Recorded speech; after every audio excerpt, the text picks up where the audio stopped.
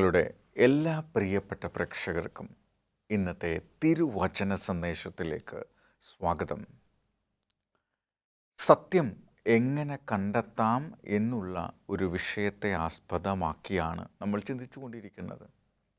ഒപ്പം നമ്മുടെ മനസ്സിലെ ചോദ്യങ്ങൾക്ക് എങ്ങനെ ഉത്തരം കണ്ടെത്താൻ പറ്റുമെന്നും നിങ്ങൾ എല്ലാവരും കർത്താവായ യേശുക്രിസ്തുവിൻ്റെ ഇഷ്ടത്തിൽ ശുഭമായിരിക്കുന്നു എന്ന് വിശ്വസിക്കുകയാണ്. ഇനിയും സത്യത്തെ കണ്ടെത്താനായിട്ട് നമ്മൾ ചെയ്യേണ്ടുന്ന ഒരു കാര്യമാണ് ദൈവവചന സത്യത്തിന് വേണ്ടി നിങ്ങളുടെ സ്വന്തം ആശയങ്ങൾ പരിത്യജിക്കാൻ തീരുമാനിക്കുക. സത്യം നമ്മുടെ മുന്നിൽ ബോധ്യപ്പെട്ടു വരുമ്പോൾ നമ്മുടെ സ്വന്തം ആശയങ്ങൾ വിട്ടുകളയാൻ നമ്മൾ തയ്യാറാകണം. ഇപ്പോൾ ആർക്കിമിഡീസിൻ്റെ കണ്ടെത്തൽ പോലെ ഒരു പാത്രത്തിൽ വെള്ളമുണ്ടെങ്കിൽ ആ പാത്രത്തിൽ മറ്റെന്തെങ്കിലും ഒരു വസ്തു നമ്മൾ ഇടണമെന്നുണ്ടെങ്കിൽ അതിനകത്തുള്ള വെള്ളം മാറിപ്പോയെങ്കിൽ മാത്രമേ ആ വസ്തുവിന് ആ ഗ്ലാസ്സിനുള്ളിൽ ഇരിക്കാൻ പറ്റുള്ളൂ. അപ്പം നമ്മുടെ മനസ്സിൽ നൂറുകൂട്ടം ആശയങ്ങൾ നമ്മൾ പഠിച്ചതുണ്ട്, കേട്ടതുണ്ട്, കണ്ടറിഞ്ഞതുണ്ട്. ഇത്തരം ആശയങ്ങൾ കൊണ്ട് നമ്മുടെ മനസ്സുകൾ നിറഞ്ഞിരിക്കുകയാണ്.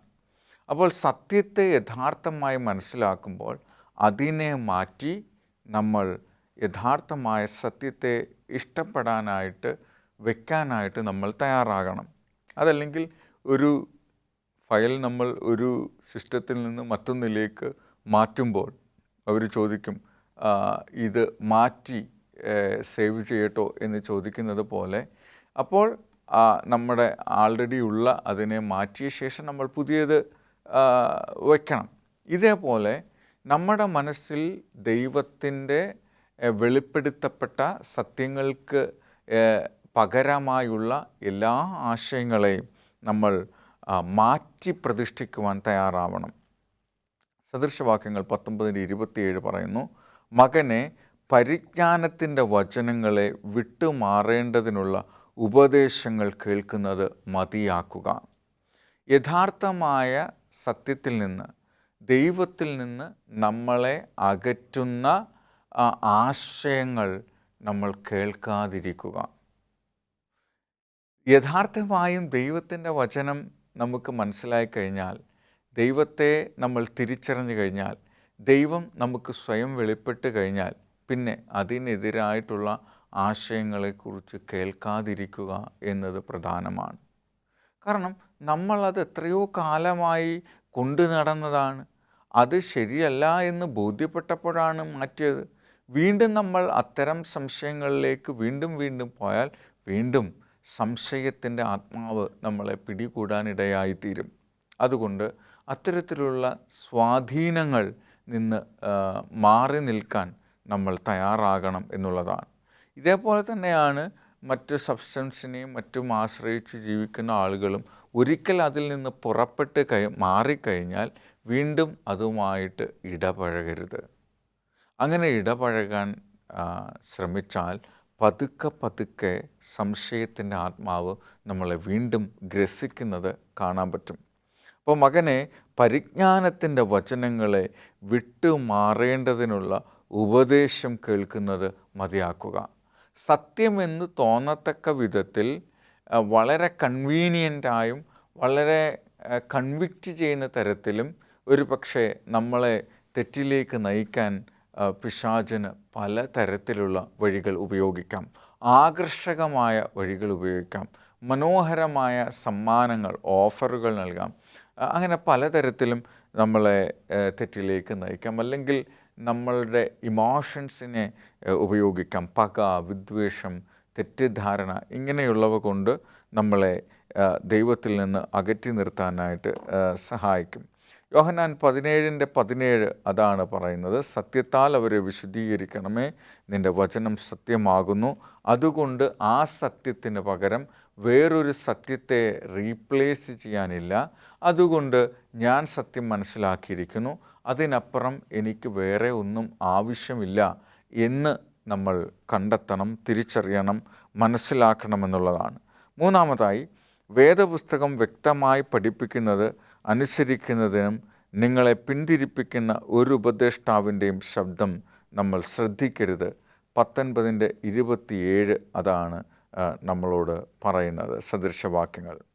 അപ്പോൾ എല്ലാ സത്യവും നമ്മെ വഴിയും സത്യവും ജീവനുമായ യേശുവിലേക്ക് കൂടുതൽ അടുക്കുവാൻ സഹായിക്കുന്നു. നിങ്ങൾ പഠിക്കുന്ന ഓരോ വിഷയത്തിലും യേശുവിനെ അന്വേഷിക്കുക. ഈ വിഷയത്തിന് എങ്ങനെ എന്നെ ഇനിയും യേശുവിനോട് കൂടുതൽ അടുപ്പിക്കാൻ കഴിയും എന്ന് ചോദിക്കുക. യോഹന്നാൻ്റെ സുവിശേഷം 14-ാം അധ്യായം 6-ാം വാക്യമാണ്. പരിശുദ്ധി ജ്ഞാനം അന്വേഷിച്ചിട്ടും കണ്ടെത്തുന്നില്ല, വിധിക്കുള്ള പരിജ്ഞാനം വിവേകമുള്ളവനോ പരിജ്ഞാനം എളുപ്പം. അപ്പോൾ നമ്മൾ വിവേകത്തിന് വേണ്ടി പ്രാർത്ഥിക്കണം.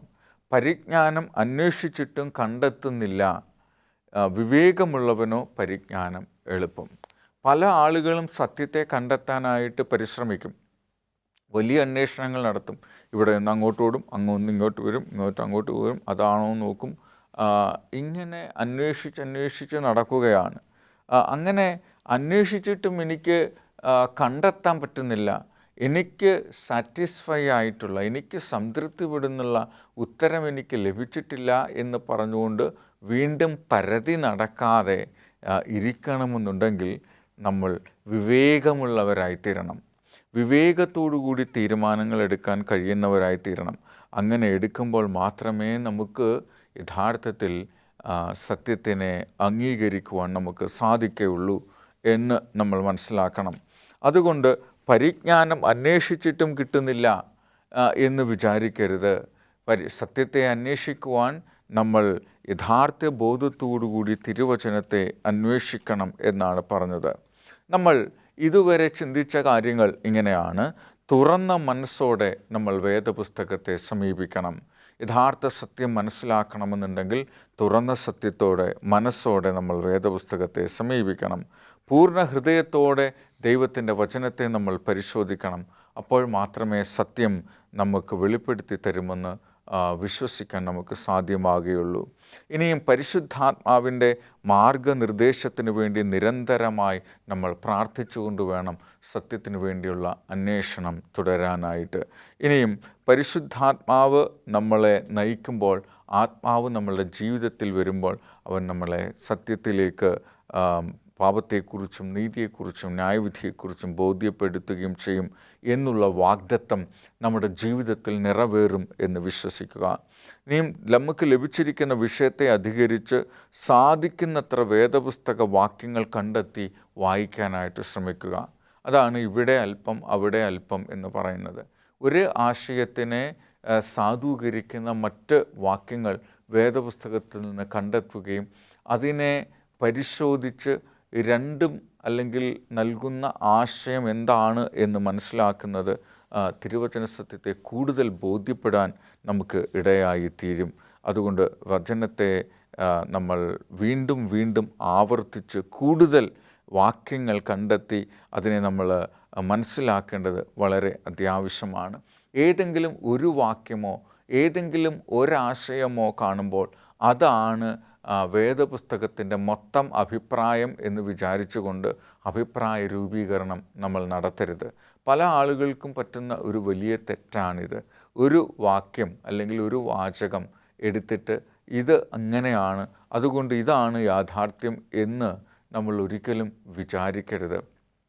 നമ്മൾ കണ്ടെത്തുന്ന ഒരാശയത്തിനെ പിന്തുണയ്ക്കുന്ന നിരവധി വാക്യങ്ങൾ കണ്ടെത്തണം. അപ്പോഴാണ് വേദപുസ്തകത്തിൻ്റെ മൊത്തം യാഥാർത്ഥ്യങ്ങളുമായി നമ്മളെ ബന്ധപ്പെടുത്തുന്ന ഒരു തരത്തിലേക്ക് കൊണ്ടെത്തിക്കുകയുള്ളൂ. വേദപുസ്തക സത്യം നിങ്ങൾക്ക് വെളിപ്പെടുത്തുന്നത് ദൈവമാണ്, ദൈവത്തിൻ്റെ വചനമാണ് എന്ന് നമ്മൾ അംഗീകരിക്കണം. വെളിപ്പെടുത്തി തരുന്ന കാര്യം ദൈവത്തിൻ്റെ വചനമാണ്. വചനം എന്ന് വെച്ചാൽ അത് യേശുക്രിസ്തു തന്നെയാണ്. യോഹന്നാൻ്റെ സുവിശേഷം 1-ാം അധ്യായത്തിൽ പറയുന്നത്, ആദിയിൽ വചനമുണ്ടായിരുന്നു, വചനം ദൈവത്തോടു കൂടെ ആയിരുന്നു, വചനം കൃപയും സത്യവും നിറഞ്ഞവനായി നമ്മുടെ ഇടയിൽ പാർത്തു എന്നാണ്. വചനം എന്ന് പറയുന്നത് യേശുക്രിസ്തു തന്നെയാണ്. അതുകൊണ്ടാണ് വചനം നമുക്ക് ഏറ്റവും പ്രധാനപ്പെട്ടതായിത്തീരുന്നത്. വചനം നമ്മുടെ ജീവിതത്തെ രൂപാന്തരപ്പെടുത്തും. വചനം സന്ധിമജ്ജകളെ തുളയ്ക്കുന്നതാണ്. വചനം നമ്മളെ മാനസാന്തരപ്പെടുത്തും, വചനം നമ്മളെ ധൈര്യപ്പെടുത്തും. അപ്പോൾ വചനമാണ്, ദൈവത്തിൻ്റെ വചനം എന്ന് പറയുന്നത് ദൈവത്തെക്കുറിച്ച് നമുക്ക് വെളിപ്പെടുത്തി തന്ന വചനമാണ് എന്ന് നമ്മൾ അംഗീകരിക്കണം. ഇനിയും കഴിഞ്ഞ കാല ചിന്താഗതിയിൽ ഏതു മാറ്റവും വരുത്താനുള്ള ആഗ്രഹമുണ്ടായിരിക്കണം. നമ്മുടെ പഴയ ആശയങ്ങൾ അതെത്ര പ്രിയപ്പെട്ടതാണെങ്കിലും അതിനെ മാറ്റാൻ നമ്മൾ മനസ്സുള്ളവരായിരിക്കണം. സത്യത്തിനു വേണ്ടി നിങ്ങൾ ജീവിക്കാൻ ആഗ്രഹിക്കുന്നത് വരെ നിങ്ങൾക്കൊരിക്കലും സത്യം അറിയാൻ കഴിയുകയില്ല. അതാണ്, സത്യത്തിനനുസരണമായി നിങ്ങൾ ജീവിക്കാൻ ആഗ്രഹിക്കുന്നത് വരെ നിങ്ങൾ ഒരിക്കലും സത്യം അംഗീകരിക്കുകയില്ല. സത്യത്തെ അനുസരിച്ച് ജീവിക്കാൻ നമ്മൾ മനസ്സിൽ ആഗ്രഹമുണ്ടെങ്കിൽ മാത്രമേ സത്യമായി നമ്മളുടെ മുന്നിൽ വെളിപ്പെടത്തുള്ളൂ. അതുകൊണ്ടാണ് യോഹന്നാൻ 7:17 പറയുന്നത്, അവൻ്റെ ഇഷ്ടം ചെയ്യുവാൻ ഇച്ഛിക്കുന്നവൻ ഈ ഉപദേശം ദൈവത്തിൽ നിന്നുള്ളതോ എന്ന് സ്വയമായി പ്രസ്താവിക്കുന്നതോ എന്ന് അറിയും. അപ്പോൾ വചനം ദൈവത്തിൽ നിന്ന് വരുന്നതാണെന്ന് തിരിച്ചറിഞ്ഞുകൊണ്ട് ആ വചനത്തെ അംഗീകരിക്കുവാൻ, അനുസരിക്കുവാൻ നമ്മൾ തയ്യാറാവുക എന്നുള്ളതാണ് ഏറ്റവും പ്രധാനപ്പെട്ട കാര്യം. ഇനിയും ദൈവവചന സത്യത്തിന് വേണ്ടി നിങ്ങളുടെ സ്വന്തം ആശയങ്ങളെ പരിത്യജിക്കാൻ തീരുമാനിക്കുക. നമ്മുടെ വേദപുസ്തകത്തിൽ നിന്ന് കിട്ടുന്ന പരിജ്ഞാനം അല്ലെങ്കിൽ ജ്ഞാനം, അറിവ് നമുക്ക് വലിയ സത്യങ്ങൾ ബോധ്യപ്പെടുത്തി തരും. കാരണം ദൈവത്തിൻ്റെ തിരുവചനമാണ് നമ്മളെ ബോധ്യപ്പെടുത്തുന്നത് എന്താണ് സത്യം എന്ന്. കാരണം അത് നമുക്ക് ലോജിക്കും റീസണിങ്ങും നൽകും. അതുകൊണ്ട് നമുക്ക് മറ്റ് തെളിവുകളുടെ ഒന്നും ആവശ്യമില്ല. അത് ദൈവാത്മാവ് നമ്മളെ ബോധ്യപ്പെടുത്തുന്നതാണ്. അതുകൊണ്ട് സ്വന്തം ആശയങ്ങളെ, ബൈബിൾ പഠിക്കുമ്പോൾ നമ്മുടെ സ്വന്തം ആശയങ്ങളെ വിട്ടുകളവാൻ, മാറ്റുവാൻ താല്പര്യമുള്ളവരായിരിക്കും. അങ്ങനെ പഠിക്കുമ്പോൾ മാത്രമേ ദൈവവചനത്തിന് നമ്മുടെ ജീവിതത്തിൽ ക്രിയ ചെയ്യാനായിട്ട് സാധിക്കുകയുള്ളൂ. ഇനി അടുത്തത്, എല്ലാ വേദപുസ്തകം നമ്മളെ പഠിപ്പിക്കുന്നത് അനുസരിക്കുന്നതിലും നിങ്ങളെ പിന്തിരിപ്പിക്കുന്ന ഒരു ഉപദേഷ്ടാവിൻ്റെയും ശബ്ദം ശ്രദ്ധിക്കരുത് എന്ന് നമ്മൾ മനസ്സിലാക്കി. മറ്റാരുടെയും ഉപദേശങ്ങൾ നമ്മൾ കേൾക്കരുത്. ദൈവത്തിൻ്റെ വചനത്തെ ദൈവത്തിൻ്റെ വചനത്തിന് വിവരിക്കാൻ കഴിയും. അതാണ് ദൈവവചനത്തിൻ്റെ യുണീക്ക്നെസ്. അത് സെൽഫ് എക്സ്പ്ലനേറ്ററി ആണ്, സ്വയം വിശദീകരിക്കുന്നവയാണ്, സ്വയം ലോജിക്കും റീസണിങ്ങും നൽകുന്നതാണ്. അതുകൊണ്ട് നമുക്ക് കൃത്യമായി ദൈവത്തിൻ്റെ ഇഷ്ടത്തെ അനുസരിക്കുന്നവരായി തീരുക. എല്ലാ സത്യവും നമ്മെ വഴിയും സത്യവും ജീവനുമായ യേശുവിലേക്ക് കൂടുതൽ അടുക്കുവാൻ സഹായിക്കുന്നു എന്ന് ഉറപ്പുവരുത്തുക. നമ്മൾ കണ്ടതും നമ്മൾ കേട്ടതുമായിട്ടുള്ള കാര്യങ്ങൾ, നമ്മൾ മനസ്സിലാക്കുന്ന കാര്യങ്ങൾ യേശുവിലേക്ക് എന്നെ അടുപ്പിക്കുന്നു, എന്നെ യേശുവിൽ കൊണ്ടെത്തിക്കുന്നു, എന്നെ യേശുവിനോട് അടുത്ത് ജീവിക്കാൻ പ്രേരിപ്പിക്കുന്നു എന്നുള്ള കാര്യത്തെക്കുറിച്ച് നമ്മൾ എപ്പോഴും പരിശോധിച്ചു കൊണ്ടിരിക്കണം. നമ്മൾ സത്യം അന്വേഷിക്കുമ്പോൾ വേദപുസ്തകത്തിനോടോ അല്ലെങ്കിൽ തിരുവചന സത്യത്തിനോടോ നമ്മളുടെ താല്പര്യക്കുറവ് വരുന്നുണ്ടെങ്കിൽ നമ്മൾ തീർച്ചയായിട്ടും ദൈവവചനത്തിൽ നിന്ന് അകന്നുകൊണ്ടിരിക്കുന്നതിൻ്റെ ലക്ഷണമാണ് അത്. തിരുവചനത്തിനോട് നമുക്ക് താല്പര്യം ഇല്ലാതെ തോന്നുക എന്ന് പറയുന്നത് അങ്ങനെയാണ്. ഇനി നിങ്ങൾ പഠിക്കുന്ന ഓരോ വിഷയത്തിലും യേശുവിനെ അന്വേഷിക്കുക. ഏതൊരു വിഷയം നമ്മൾ വേദപുസ്തകത്തിൽ നിന്ന് അന്വേഷിച്ചാലും, ഇപ്പോൾ നിത്യമരണമെന്നോ പുനരുത്ഥാനമെന്നോ അല്ലെങ്കിൽ എന്താണോ നമ്മൾ അറിയാൻ ആഗ്രഹിക്കുന്ന വിഷയം, ആ ആഗ്രഹിക്കുന്ന വിഷയത്തെക്കുറിച്ച് നമ്മൾ പഠിക്കുമ്പോൾ അതിൻ്റെ പര്യവസാനത്തിൽ യേശു ക്രിസ്തുവിനെ പ്രാധാന്യം കൊടുത്തുകൊണ്ട് അവതരിപ്പിക്കണം. അല്ലെങ്കിൽ യേശു ക്രിസ്തു ആണ് യഥാർത്ഥമായ ഉത്തരം നൽകുന്നത് എന്ന് നമ്മൾ ജനങ്ങളെ അല്ലെങ്കിൽ നമുക്ക് ചുറ്റുവട്ടത്തുള്ളവരോട് പറയണം. അപ്പോൾ മാത്രമേ അവർക്ക് തിരുവചനത്തിൽ പരതാനുള്ള ത്വരയുണ്ടാവുകയുള്ളൂ. ഇല്ലെങ്കിൽ ഇത് ആരെങ്കിലും ഒന്ന് പറഞ്ഞു കേൾക്കുന്നതാണെന്ന് വിചാരിക്കും. പ്രത്യേകിച്ച് നമ്മുടെ ഇന്ത്യൻ സാഹചര്യങ്ങളിൽ നയിക്കപ്പെടുക അല്ലെങ്കിൽ പറഞ്ഞു കൊടുക്കുക, ഗുരുവിൽ നിന്ന് പഠിക്കുക, ഗുരുകുല സമ്പ്രദായം അനുസരിച്ച് ഗുരുവും ശിഷ്യരും ഒന്നിച്ച് ദിവസങ്ങൾ പങ്കിട്ട് പഠിക്കുക, ആ രീതിയിൽ ആണ് വിദ്യാഭ്യാസം ഉണ്ടായിരുന്നത്. അപ്പോൾ ഇന്ന് നമുക്ക് ദൈവത്തെ അനുസരിച്ച് ജീവിക്കണമെന്നുണ്ടെങ്കിൽ യേശുവിലേക്ക് നമ്മൾ കൂടുതൽ അടുക്കണം. അവനോടൊപ്പം സഞ്ചരിക്കുവാനും അവനോടൊപ്പം നിലനിൽക്കുവാനും അവനോടൊപ്പം ജീവിതത്തെ മനസ്സിലാക്കാനും നമ്മൾ തയ്യാറുള്ളവരായി തീരണം എന്നാണ് വചനം നമ്മളെ ഓർമ്മിപ്പിക്കുന്നത്. ഇനിയും ഓരോ വിഷയത്തിലും യേശുവിനെ അന്വേഷിക്കണം. ഇപ്പോൾ ഏത് വിഷയത്തെക്കുറിച്ചാണ് നമ്മൾ വചനത്തിൽ നിന്ന് മനസ്സിലാക്കാൻ ശ്രമിക്കുന്നതെങ്കിലും അതിൽ യേശു എന്ത് പറയുന്നു, അതിൽ യേശുവിൻ്റെ സ്ഥാനം എന്താണ്, അതിൽ യേശുവിൻ്റെ വീക്ഷണം എന്താണ്, യേശു ആണെങ്കിൽ ഈ പ്രശ്നത്തെ എങ്ങനെയാണ് സമീപിക്കുക എന്നുള്ള കാര്യം അന്വേഷിച്ചുകൊണ്ട് വേണം നമ്മൾ വചന പഠനത്തെ തുടരാനായിട്ട്. ഇനി ഈ വിഷയത്തിൽ എങ്ങനെ എന്നെ ഇനിയും യേശുവിനോട് കൂടുതൽ അടുപ്പിക്കാൻ കഴിയുമെന്ന് നമ്മളോട് തന്നെ ചോദിക്കുക. നമ്മൾ കണ്ടെത്തുന്ന തിരുവചന ഭാഗങ്ങൾ നമ്മളെ ദൈവത്തോട് കൂടുതൽ അടുത്ത് ജീവിക്കാൻ പ്രേരിപ്പിക്കണം. ഒരു തിരുവചനം വായിച്ച ശേഷം അത് നമ്മളോട് ദൈവത്തെ അനുസരിക്കേണ്ട, അല്ലെങ്കിൽ ദേവാലയത്തിൽ പോകണ്ട, അല്ലെങ്കിൽ ദശാംശവും കാണിക്കവും കൊടുക്കണ്ട, അല്ലെങ്കിൽ സുവിശേഷ പ്രവർത്തകരോട് ബഹുമാനമില്ലാതെ പെരുമാറണം, അവരങ്ങനെയാണ് എന്നൊക്കെയുള്ള ചിന്തയാണ് നമ്മളെ ഭരിക്കുന്നതെങ്കിൽ അത് ദൈവാത്മാവിൻ്റെ നടത്തിപ്പായിരിക്കുകയല്ല. അപ്പോൾ ദൈവത്തിൻ്റെ ഓരോ വിഷയത്തിന് എന്നെ എങ്ങനെ ദൈവത്തോട് കൂടുതൽ അടുപ്പിക്കാം എന്നുള്ള അർത്ഥതലത്തിൽ തിരുവചനത്തെ നമ്മൾ സമീപിക്കുമ്പോൾ മാത്രമേ തിരുവചനം ഓരോ ദിവസവും നമുക്ക് പുതിയതും അവൻ്റെ കൃപ നമുക്ക് ഏറ്റവും അനുഭവിക്കാൻ കഴിയുന്ന ജീവിത യാഥാർത്ഥ്യമായി നമുക്ക് തോന്നുകയുള്ളൂ. ഇല്ലെങ്കിൽ നമ്മൾ അപ്പോഴും ഇരുട്ടിൽ തപ്പുന്നവരായിരിക്കും. ജീവിതം അതാണോ ഇതാണോ ശരി എന്ന് ചിന്തിക്കുന്നവരായിരിക്കും. നമ്മുടെ മാതാപിതാക്കൾ വിശ്വാസത്തിലായിരുന്നത് കൊണ്ട് വിശ്വാസത്തിൽ തുടരുന്നവരാണ് പല ആളുകളും. അപ്പോൾ അവരെ സംബന്ധിച്ചിടത്തോളം എന്തുകൊണ്ട് നിങ്ങൾ ഇങ്ങനെ വിശ്വസിക്കുന്നു എന്ന് ചോദിച്ചാൽ ഈ കുട്ടികൾക്ക് യാതൊരു ഉറപ്പുമില്ല. അവർ പറയുന്നത് ഒരുപക്ഷെ എൻ്റെ മാതാപിതാക്കൾ ഈ ദേവാലയവുമായി ബന്ധപ്പെട്ട് പോയതുകൊണ്ട് ഞങ്ങളിവിടെ ആയിരിക്കുന്നു എന്ന് മാത്രമേ പറയാൻ കഴിയുള്ളൂ. അതിനപ്പുറത്തേക്ക് ദൈവത്തെ അനുഭവിച്ചറിയുന്ന അനുഭവം ഉണ്ടാകണം.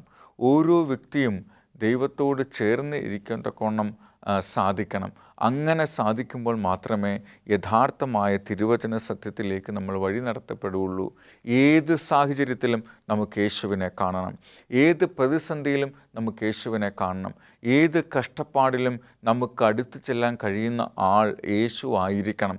കാരണം യേശുവിനോട് നമുക്ക് അത്ര വലിയ ആത്മബന്ധമുണ്ടാകണം. യേശുവാണ് നമ്മളെ രക്ഷിക്കുവാനായി അവൻ്റെ ജീവനെ നമുക്ക് പകരമായി കൊടുത്തത്. അപ്പോൾ കുഞ്ഞാടിനെക്കുറിച്ച് അല്ലെങ്കിൽ യേശു ക്രിസ്തുവിനെ നമ്മുടെ ജീവിതത്തിൽ നമ്മൾ ഭാഗമാക്കി തീർക്കണം. അപ്പോൾ യഥാർത്ഥമായ ജീവിത സത്യത്തിലേക്ക് നമുക്ക് വഴി നടത്തപ്പെടും എന്ന് വേദപുസ്തകം നമ്മളോട് പറയുകയാണ്. യേശുവിനെ കൂടാതെ നമുക്കൊന്നും സാധ്യമല്ല. യേശു ഒപ്പമുള്ളപ്പോൾ നമുക്കെല്ലാം സാധ്യമാണ്. കാരണം അവൻ പരിശുദ്ധാത്മാവാകുന്ന ദൈവമായി നമ്മുടെ ഇടയിൽ ഇപ്പോഴും അധിവസിക്കുന്നു. അതുകൊണ്ട് പരിശുദ്ധാത്മാവിന് നമ്മളെ സകല സത്യത്തിലേക്കും നയിക്കുവാൻ കഴിയും. കാരണം വചനം ഒരിക്കലും ആത്മാവിനെതിരായി സംസാരിക്കുകയില്ല. ആത്മാവ് ഒരിക്കലും വചനത്തിനെതിരായി സംസാരിക്കുകയില്ല. ഇത് രണ്ടും പരസ്പരം ഒന്നിച്ചു പോകുന്നതാണ്. ഇത് രണ്ടും നമ്മളെ സത്യത്തിലേക്ക് വഴി നടത്തുന്നതാണ്.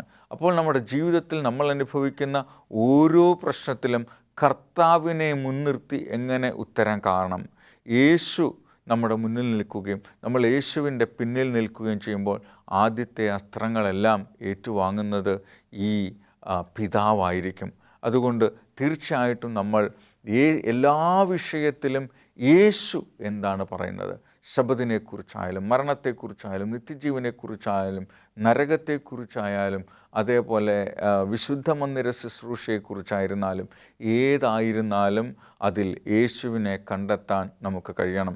എല്ലാ പുസ്തകങ്ങളിലും എല്ലാ വാചകങ്ങളിലും ക്രിസ്തുവിനെ വെളിപ്പെടുത്തുന്നതായി കാണാം. അതിനെ നമ്മൾ തിരിച്ചറിയുകയും അതിനെ നമ്മൾ സ്വീകരിക്കുകയും ചെയ്യുമ്പോൾ യഥാർത്ഥമായ ജീവിത സത്യം നമുക്ക് മുന്നിൽ തുടർന്നു വരും. സ്നേഹവാനായ ഒരു ദൈവം ആയതുകൊണ്ട് അവൻ നമ്മൾ നഷ്ടപ്പെട്ടു പോകാൻ ആഗ്രഹിക്കുന്നില്ല. അവൻ നമ്മളെ നിത്യസ്നേഹം കൊണ്ട് സ്നേഹിച്ചിരിക്കുകയാണ്. സ്നേഹത്തിൻ്റെ ചങ്ങലയാലാണ് അവൻ നമ്മളെ ബന്ധിച്ചിരിക്കുന്നത്. അതിനെ അറുത്തു മാറ്റുവാൻ ഒരു മനുഷ്യശക്തിക്കും സാധ്യമല്ല. എത്രമാത്രം നമ്മൾ ദൈവസ്നേഹത്തിൽ നിന്ന് മാറി നിൽക്കാൻ ശ്രമിച്ചാലും കർത്താവ് നമ്മളെ അവൻ്റെ സ്നേഹത്തിലേക്ക് കൂട്ടിക്കൊണ്ടു പോകുക തന്നെ ചെയ്യും. കാരണം ആലയിൽ നിന്ന് തെറ്റിപ്പോയ ആടിനെ പോലെ നമ്മൾ വഴി തെറ്റി സഞ്ചരിച്ച് യേശുവില്ലാതെ ജീവിതത്തിൽ തകർന്നു പോകുന്ന അവസരമുണ്ടാകുമ്പോൾ യേശു ക്രിസ്തു പറയുന്നു, നമുക്ക് യേശുവിനെ മനസ്സിലാക്കാൻ സാധിക്കണം. അപ്പോൾ യേശു നമ്മുടെ ജീവിതത്തിലെ യാഥാർത്ഥ്യമായി തീരുകയും തിരുവചനം നമ്മുടെ ജീവിതത്തിലെ യാഥാർത്ഥ്യമായി തീരും. തിരുവചനവും യേശുക്രിസ്തുവും തമ്മിലുള്ള ബന്ധം എന്ന് പറയുന്നത് വളരെ ഈടാർന്ന ഒന്നാണ്. കാരണം വേദപുസ്തകം അത് അച്ചടിശാലയിൽ പ്രിൻ്റ് ചെയ്തെടുക്കുന്നതാണ്. എന്നാൽ കർത്താവായ യേശുക്രിസ്തു എന്ന് പറയുന്നത് പിതാവായ ദൈവത്തെ സ്വയം വെളിപ്പെടുത്തുന്നതാണ്. അതുകൊണ്ട് അതിൻ്റെ കാര്യകാരണങ്ങളെക്കുറിച്ച് നമ്മൾ അന്വേഷിക്കേണ്ടതില്ല.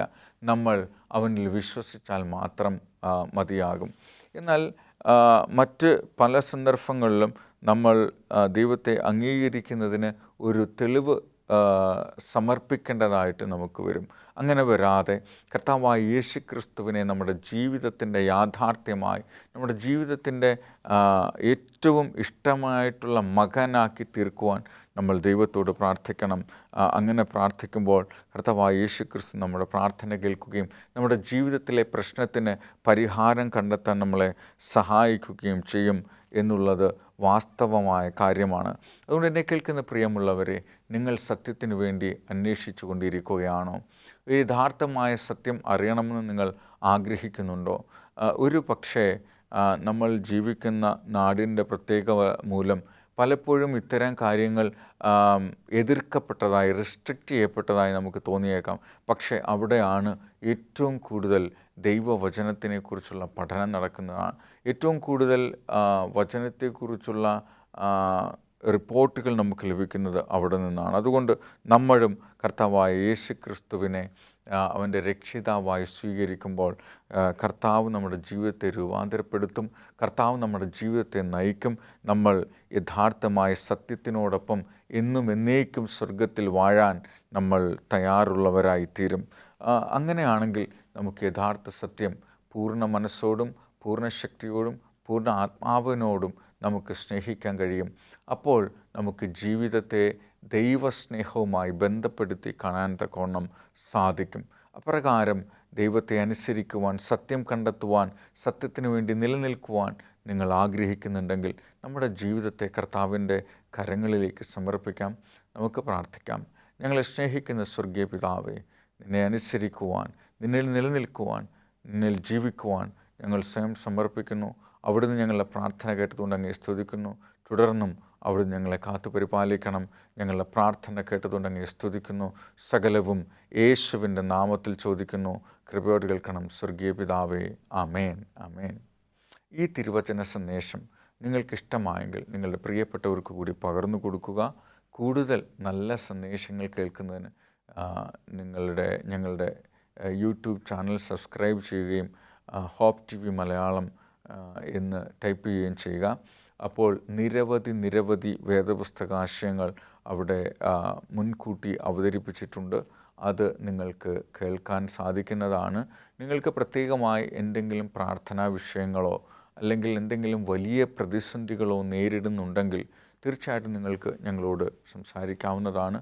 അങ്ങനെ സംസാരിക്കുമ്പോൾ ദൈവത്തിൻ്റെ പരിശുദ്ധാത്മാവ് നിങ്ങളെ നയിക്കുന്നിടത്തേക്ക് നിങ്ങളെ നയിക്കുവാൻ ഞങ്ങൾക്ക് സാധിക്കും. ഞങ്ങൾ അനുഭവിക്കുന്ന ഉത്തരവും സമീപനവും അല്ലെങ്കിൽ അതിൻ്റെ ഇൻറ്റൻസിറ്റിയുമാണ് യഥാർത്ഥത്തിൽ ദൈവസ്നേഹത്തെ മനസ്സിലാക്കുവാൻ ഞങ്ങളെ പ്രേരിപ്പിക്കുന്നത്. അവൻ്റെ സ്നേഹത്തെ അനുഭവിച്ചറിയുമ്പോൾ ആ സ്നേഹത്തിൽ നിന്ന് നമുക്കൊരിക്കലും ഒഴിഞ്ഞു പോകാൻ മനസ്സ് തോന്നുകയില്ല. അങ്ങനെ കർത്താവായ യേശുക്രിസ്തുവിനെ നമ്മുടെ ജീവിതത്തിൻ്റെ രക്ഷകനാക്കി സത്യത്താൽ സ്വാതന്ത്ര്യമുള്ളവരായി സത്യത്തെ അനുസരിക്കുകയും സത്യത്തെ പിന്താങ്ങുന്നവരുമായി തീരാൻ ദൈവം നമ്മളെ സഹായിക്കട്ടെ. ദൈവം നമ്മളെ അവിടെയായി കാത്തു പരിപാലിക്കട്ടെ. ആമേൻ.